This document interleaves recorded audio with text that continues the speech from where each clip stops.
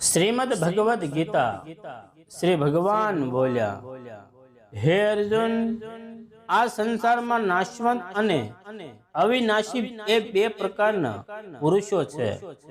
એમાંથી સગળા ભૂત પ્રાણીઓના શરીરો નાશવંત અને જીવાત્મા અવિનાશી કહેવાય છે. આ બે થી ઉત્તમ પુરુષ તો જુદો જ છે, જે ત્રણેય લોકોમાં પ્રવેશીને સૌનું ધારણ પોષણ કરે છે અને જેને અવિનાશી પરમેશ્વર તેમજ પરમાત્મા એવા નામોથી ઓળખાયો છે. હું નાશવંત જળ સમુદાય ક્ષેત્રથી સર્વ રીતે અતીત છું અને અવિનાશી જીવાત્મા પણ ઉત્તમ છું. માટે લોક તેમજ વેદોમાં પુરુષોત્તમ નામે પ્રસિદ્ધ છું. હે ભરતવંશી, જે જ્ઞાની માણસ મને આ રીતે તત્વથી પુરુષોત્તમ સ્વરૂપ જાણે છે, એ સર્વજ્ઞ માણસ સર્વ રીતે નિરંતર મુજ વાસુદેવ પરમેશ્વરને જ ભજે છે. જય શ્રી કૃષ્ણ.